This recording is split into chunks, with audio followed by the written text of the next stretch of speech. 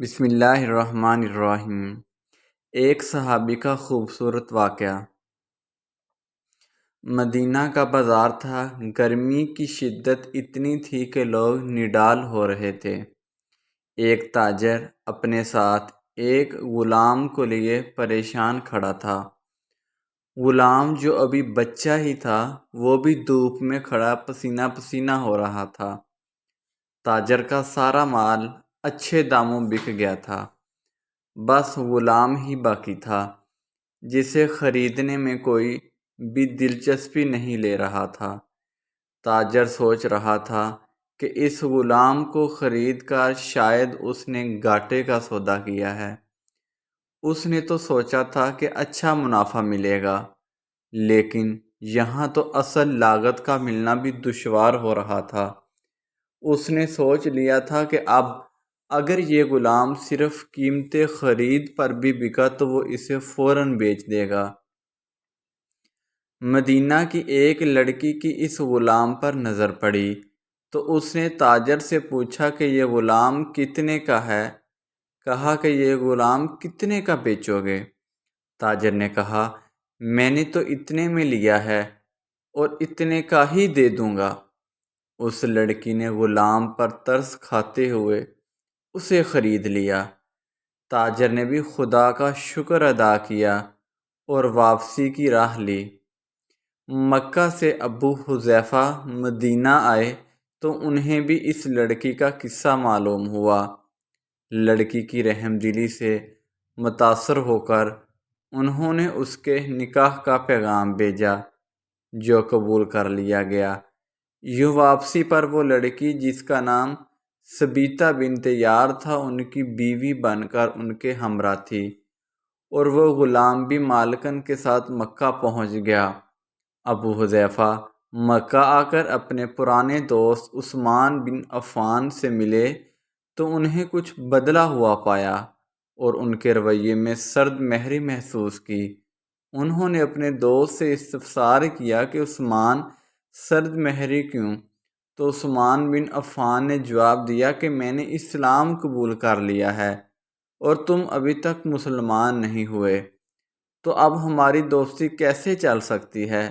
ابو حذیفہ نے کہا تو پھر مجھے بھی محمد صلی اللہ علیہ وآلہ وسلم کے پاس لے چلو اور اس اسلام میں داخل کر دو جسے تم قبول کر چکے ہو۔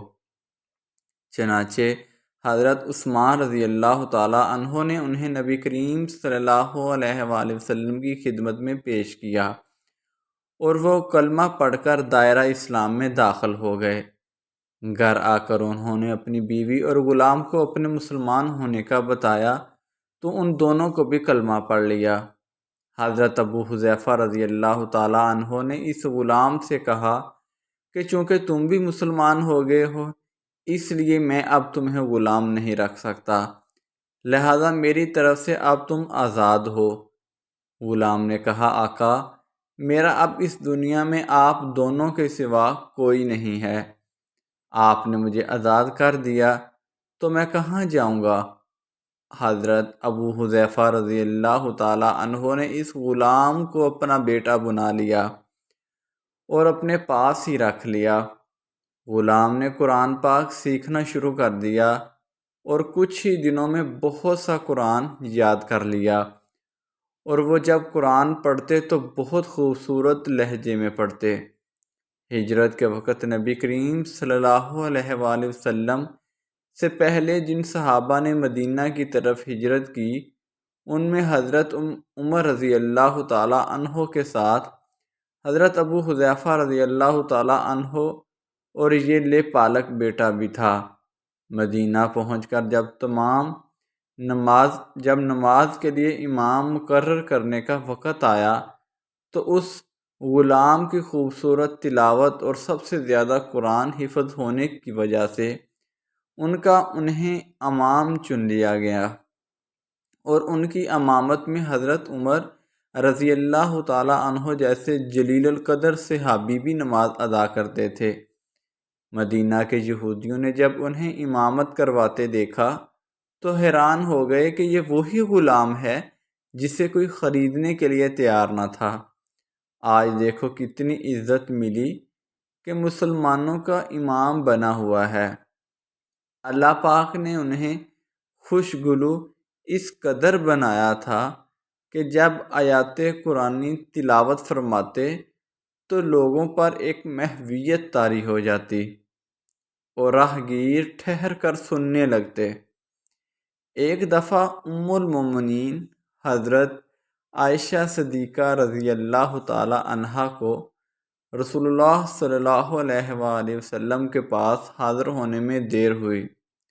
آپ صلی اللہ علیہ وآلہ وسلم نے توقف کی وجہ پوچھی تو بولیں کہ ایک قاری تلاوت کر رہا تھا، اس کے سننے میں دیر ہو گئی، اور خوش الحانی کی اس قدر تعریف کی کہ آن حضرت صلی اللہ علیہ وآلہ وسلم خود چادر سنبھالے ہوئے باہر تشریف لے آئے۔